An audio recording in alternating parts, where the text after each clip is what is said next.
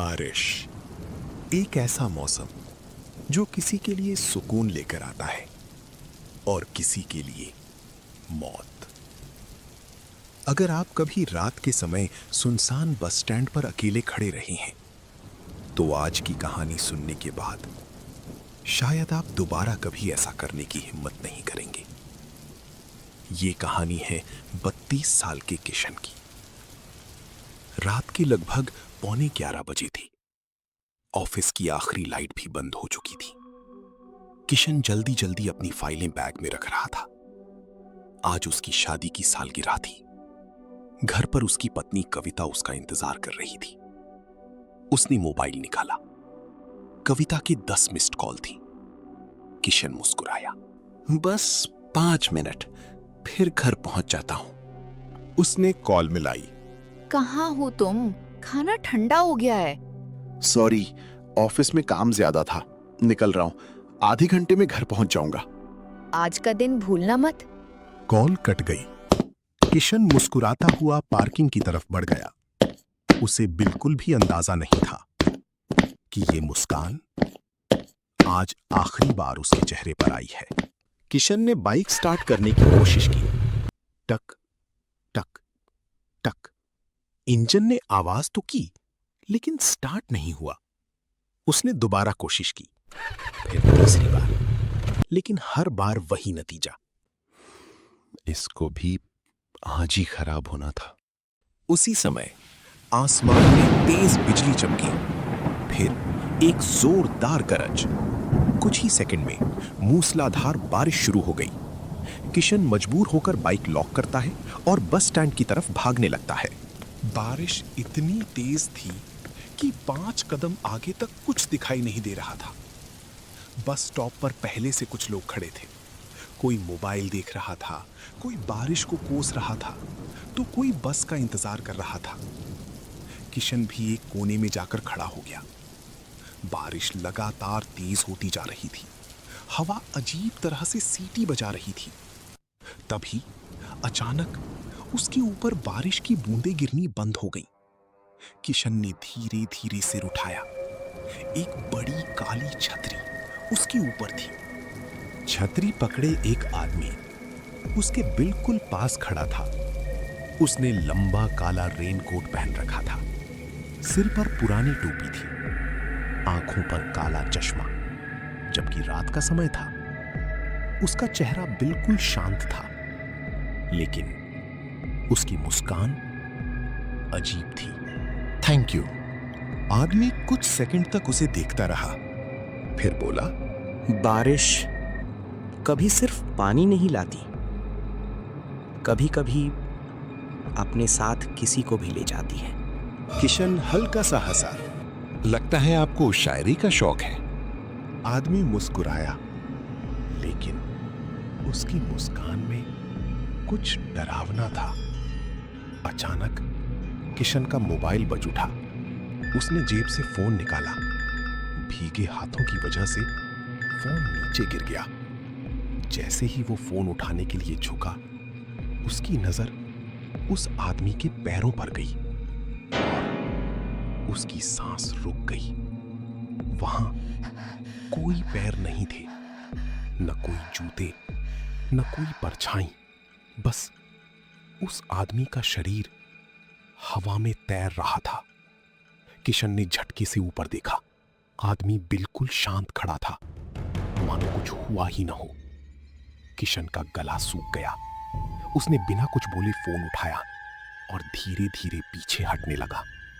जब उसने पीछे देखा तो उसके पैरों तले जमीन खिसक गई। कुछ सेकंड पहले जहां कई लोग खड़े थे, वहां अब कोई नहीं था। पूरा बस स्टैंड खाली था। सिर्फ किशन और वो रहस्यमयी आदमी। बारिश और तेज हो गई। हवा अचानक बिल्कुल ठंडी हो गई। किशन को ऐसा महसूस हुआ जैसे कोई उसे लगातार देख रहा हो। उसने कांपते हाथों से मोबाइल निकाला और पत्नी कविता को मैसेज टाइप किया। मैं बस स्टैंड पर हूं, जल्दी आ जाओ। जैसे ही उसने मैसेज भेजा, उसके कान के बिल्कुल पास एक धीमी आवाज आई। कविता को यहाँ बुलाना ठीक नहीं होगा किशन बाबू। किशन के हाथ कांपने लगे। उसने तो किसी को नहीं बताया था कि उसने किसे मैसेज किया है। फिर इस आदमी को कैसे पता चला? अब किशन से वहां एक पल भी रुकना मुश्किल था। वो छतरी के नीचे से निकला और पूरी ताकत से सड़क पार भागने लगा। बारिश, बिजली, अंधेरा और पीछे मुड़कर देखने की भी हिम्मत नहीं। कई मिनट भागने के बाद वो थककर सड़क किनारे रखी एक बेंच पर बैठ गया। उसकी सांसें तेज चल रही थीं। तभी फिर से उसके सिर पर पड़ती बारिश रुक गई। किशन का दिल जोर से धड़कने लगा। उसने धीरे धीरे बगल में देखा और उसकी चीख निकल गई। वही आदमी उसी काली छतरी के साथ उसके बिल्कुल पास बैठा था, बिना कोई आवाज किए, बिना वहां तक चलते हुए दिखाई दिए।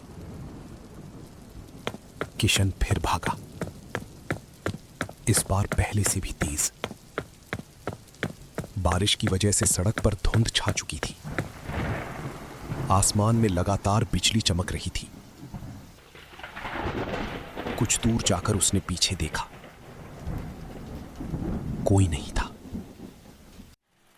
उसने राहत की सांस ली, लेकिन तभी पीछे से बस का तेज हॉर्न सुनाई दिया।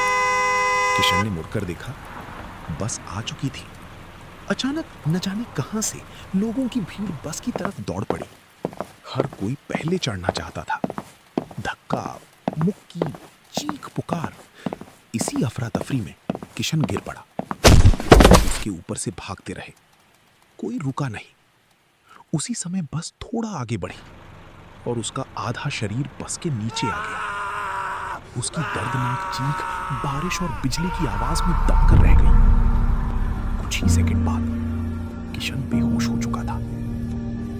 करीब 10 मिनट बाद नैना ऑटो से वहां पहुंची। उसने सड़क पर खून से लथपथ किशन को देखा।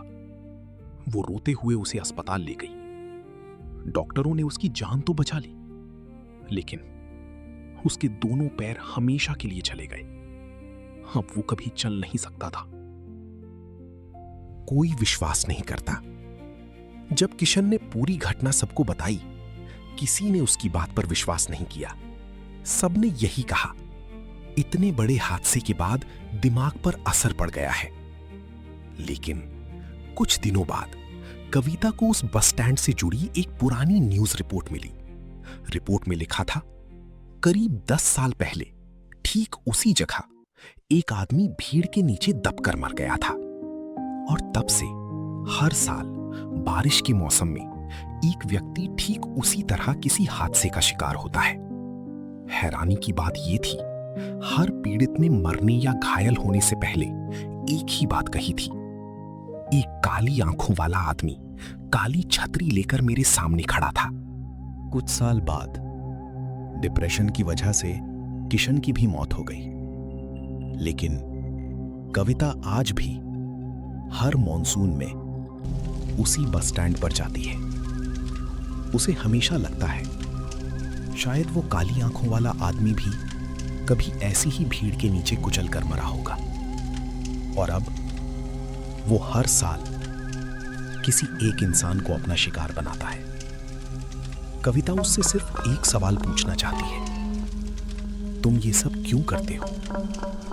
लेकिन आज तक उसे वो आदमी दोबारा कभी नहीं मिला, और शायद उसे वो आदमी दोबारा कभी नहीं मिला, और शायद कभी मिलेगा भी नहीं। तो आपको क्या लगता है, वो काली आंखों वाला आदमी कौन था? और उसने अपना अगला शिकार बनने के लिए किशन को ही क्यों चुना? अगर आपके पास इसका कोई जवाब है तो उसे कमेंट में जरूर लिखिए।